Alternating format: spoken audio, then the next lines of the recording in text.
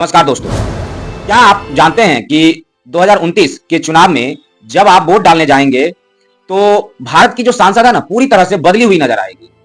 अब तक हम सिर्फ 543 लोकसभा सीटों की बात करते थे, लेकिन सरकार ने संकेत दिया है कि यह संख्या बढ़कर 816 होने वाली है।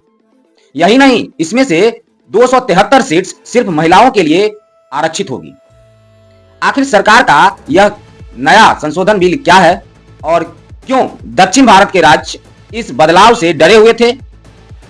आज के वीडियो में हम इसी बड़े राजनीतिक बदलाव का विश्लेषण करेंगे, तो ध्यान से सुनिएगा। आने वाला जो एग्जाम है इसमें भी ये वीडियो काफी इंपॉर्टेंट रहेगा और डायरेक्ट क्वेश्चन देखने के लिए मिलेगा। सरकार ने सोमवार को साफ कर दिया है कि वह 2011 की जनगणना के आधार पर परसीमन मतलब डिलिमिटेशन का प्रस्ताव लाने वाली है। अब आपके दिमाग में ये सवाल आ रहा होगा कि भाई ये डिलिमिटेशन क्या होता है? What do you mean by delimitation? सरल भाषा में कहे तो पॉपुलेशन के हिसाब से सीटों का दोबारा बंटवारा परसीमन आयोग ही करता है, डिलिमिटेशन कमीशन ही करता है। भारत सरकार द्वारा गठित एक स्वतंत्र और उच्चाधिकार प्राप्त निकाय है। यह स्वतंत्र निकाय है जो जनगणना के बाद जनसंख्या के आधार पर लोकसभा और विधानसभा निर्वाचन क्षेत्रों की सीमाओं को फिर से निर्धारित करता है। यह अनुच्छेद 82 के तहत सांसद द्वारा पारित अधिनियम के बाद कार्य करता है, जिसके फैसले अंतिम होते हैं और उन्हें किसी भी न्यायालय में चुनौती नहीं दी जा सकती है। अब सिंपल सा क्वेश्चन है कि थोड़ा परसीमन आयोग के बारे में जान ले। नहीं, अभी जैसे हम बताए कि सांसद द्वारा नियुक्त और निर्वाचित आयोग के साथ काम करता है, स्वतंत्र निकाय होता है। यह नहीं, प्रत्येक राज्यों में आरक्षित निर्वाचन क्षेत्रों का कोटा तय करता है। यह अनुसूचित जनजाति संख्या के उच्चतम अनुपातों के आधार पर उसके लिए निर्वाचन क्षेत्र आरक्षित करता है। एससी के लिए आयोग उसके समान विस्तार के कारण उच्च अनुसूचित जाति जनसंख्या और क्षेत्रीय वितरण दोनों पर विचार करता है। तो प्रत्येक परसीमन अभ्यास में आरक्षित निर्वाचन क्षेत्रों को बदला जा सकता है। ये इसका आरक्षण वाली मामला है। इसका उद्देश्य क्या है? विभिन्न क्षेत्रों में हाशिए पर रहने वाले समूहों के लिए समान अवसर प्रदान करना। आपको फिर एक सवाल आ रहा होगा दिमाग में, क्या अभी तक कोई परसीमन कमीशन बना नहीं था? क्या ये नया हो रहा है? नहीं दोस्तों, ऐसा बिल्कुल नहीं है। अभी तक ये 4 बार बन चुका है। पहला बार 1952, फिर 1963, फिर 1972, फिर 2002। अब एक सवाल आती है कि ये परसीमन कमीशन, डिलिमिटेशन कमीशन जो है, इसकी संरचना क्या है, स्ट्रक्चर क्या है? तो इसमें सुप्रीम कोर्ट के एक रिटायर्ड जज होते हैं, चीफ इलेक्शन कमीशन या इलेक्शन कमीशन होते हैं और स्टेट इलेक्शन कमीशन होते हैं, और ये सब मिलके और ये तय करते हैं कि जगहों को किस जगह पे कितना सीट दिया जाना चाहिए। महिला आरक्षण की मुद्दा जो है आपको थोड़ी देर बाद हम बताएंगे, लेकिन उससे रिलेटेड कुछ चीजें सुन लीजिए पहले।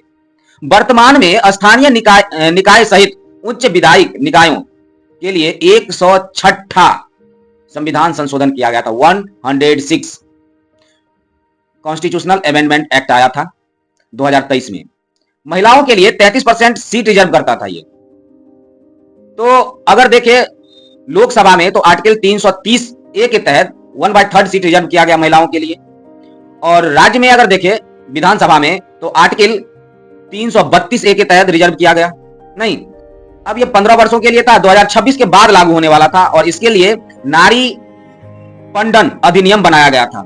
स्थानीय सरकार में 243 डीटी के अकॉर्डिंग पंचायत नगर पालिका, इसमें भी 1/3% जो था 1/3 आरक्षण था। अगर बात करें दोस्तों, अभी ये परसीमन आयोग क्यों चर्चा में है? तो जब 42वां संविधान संशोधन हुआ था 1976 में, तो आपको याद होगा कि 1971 वाला जो पॉपुलेशन जो सेंसस हुआ था उसके अकॉर्डिंग सीट रिजर्व किया गया था, और यह कहा दिया गया था कि भाई 2000 तक इसमें कोई बदलाव नहीं होगा। लेकिन फिर 84वां संविधान संशोधन हुआ और 2001 से इसको बढ़ा के 2026 तक फिक्स कर दिया कि 2026 तक इसके सीट में राज्यों के जो विधानसभा सीट है और जो लोकसभा सीट है ये इसमें कोई बदलाव नहीं होगा। लेकिन आगे तो बदलाव होना था 26 के बाद, तो इसके लिए तो फिर परसीमन कमीशन ही आएगा। महिला आरक्षण अधिनियम जो 2023 था वो लागू करने के लिए सीट्स को बढ़ाना जरूरी था।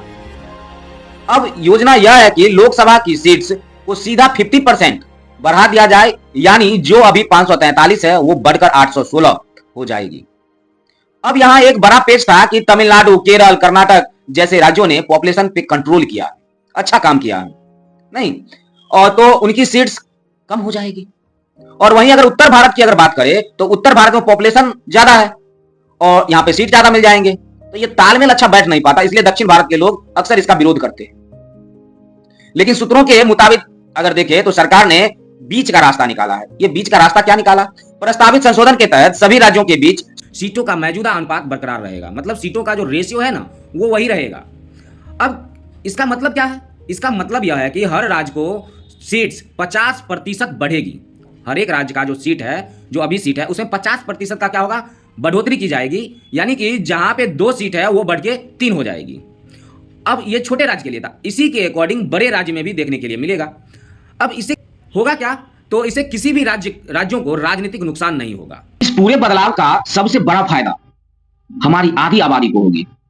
क्यों? क्योंकि 816 सीट्स में से 273 सीट महिलाओं के लिए रिजर्व रहेगा। इसमें से प्रतिनिधित्व ज्यादा होगा हर एक जगहों में, और यह भारतीय लोकतंत्र के इतिहास का सबसे क्रांतिकारी कदम रहेगा।